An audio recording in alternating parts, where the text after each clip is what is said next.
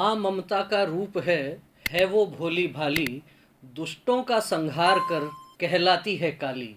जी हाँ, काली माता को लेकर जिस प्रकार से पिछले दिनों विवाद चल रहा है, यह विवाद अनेक नए नए तथ्य, अनेक नए नए विषय नित नए दिन आते जा रहे हैं। इस विषय को लेकर अलग अलग लोगों के अलग अलग बयान भी आ रहे हैं। नमस्कार, मैं हूं विवेकानंद शर्मा और आप देख रहे हैं the Vivek views. The Vivek views के इस एपिसोड में हमारे साथ चर्चा करने के लिए हैं वरिष्ठ कवि श्रीमान किशोर जी पारिक। किशोर जी, आपका बहुत बहुत स्वागत है। वंदे मातरम विवेकानंद जी। किशोर जी से हम चर्चा करेंगे इस विवाद को लेकर। वास्तव में जब इस समय हम पूरे देश की स्थितियां देखते हैं, अलग अलग तरह के घृणित नारे लगाए जाते हैं और उसके बाद जिस प्रकार की चीजें हो रही हैं, लगातार ये कहा जा सकता है कि कुछ बाहरी ताकतें, कुछ विदेशों में बैठे कट्टरपंथी लोग भी वहां षड्यंत्र रच रहे हैं इस देश के खिलाफ, और यहाँ जिस प्रकार से अराजकता फैलाने के मंसूबे लोग बना रहे हैं, उन परिस्थितियों में एक नया विषय, एक नया विवाद आया काली माता के पोस्टर का। क्या कहना चाहेंगे किशोर जी इस सारे विषय पर? विवेकानंद जी, ये बहुत दुखद है कि हमारी जो सनातन परंपरा है, हमारा जो हिंदुत्व है जी, उसकी सहिष्णुता का लाभ उठाकर ये कुछ जो तत्व हैं, विशेष रूप से हम लोगों में से ही हैं, जिन्होंने अभी काली के विवाद पर काली को सिगरेट पीते हुए दिखाया गया है, तो ये बहुत एक तरह से बहुत ही गलत चीज़ है और हम इसकी खुलकर भर्त्सना करते हैं। और विशेष रूप से अब वो हिंदुत्व में भी अब वो चीज़ आनी चाहिए कि जहाँ कभी हमारे भी इन देवी देवताओं का विरोध हो, वहाँ मुखर रूप से हम सबको आगे आकर इनका खुलकर विरोध करना चाहिए। संविधान में अगर कुछ ऐसी बात नहीं हो तो कानून में भी इस तरह की चीज़ें डालनी चाहिए। तो किशोर जी का कहना है कि व्यक्ति आपकी आस्थाओं का भी सम्मान करे, आपकी सरलता को आपकी कमजोरी नहीं समझे, आपके देवी देवताओं का भी आखिर मान है, उनका भी सम्मान है। जब हम केवल हिंदुत्व के अलावा अन्य मतों की बात करते हैं, वहाँ यदि किसी भी मत के प्रमुख को लेकर यदि कोई टिप्पणी की जाती है, पूरे विश्व भर में किस प्रकार से विरोध प्रदर्शन होते हैं। हम नहीं कहते कि इस प्रकार के विरोध प्रदर्शन करने चाहिए, लेकिन यह भी सुनिश्चित किया जाना चाहिए कि आखिर किसी की भी आस्था के साथ खिलवाड़ नहीं होने दिया जाए। ये जिम्मेदारी सरकारों की भी है और जिम्मेदारी समाज की भी है। जहाँ जहाँ इस प्रकार के विषय आते हैं, तुरंत समाज को जागृत होना चाहिए और अपना विरोध शांतिपूर्वक तरीके से अवश्य जताना चाहिए। नहीं तो वो दिन दूर नहीं है जब लोग आपके परिवार के लिए, आपके पूर्वजों के लिए कहते रहेंगे। जिस तरह से हम कह सकते हैं कि आपके घर से 50 घर दूर यदि वहाँ आग लगी है, आप चैन से नहीं सो सकते।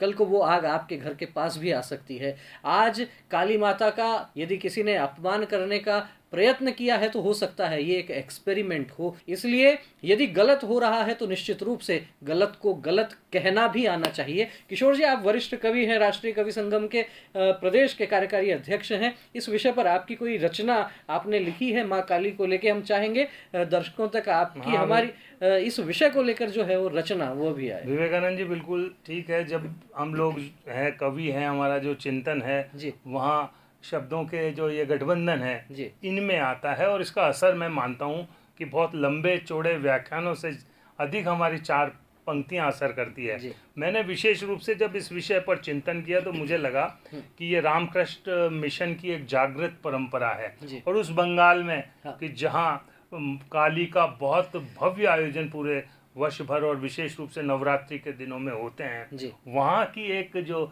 नेत्री है, मैं तो उसको नेत्री क्या कहूँगा, क्योंकि उसने जो कृत्य किया है, कुकृत्य किया है, वो बहुत घृणित है। तो उनका मुखर विरोध होना चाहिए, और मैं 4 पंक्तियों में अपना ये विरोध व्यक्त करा रहा हूँ कि ना मंजूर निरादर हमको काली का, ना मंजूर निरादर हमको काली का, हिंदू उत्तर देगा दुष्ट रुदाली का।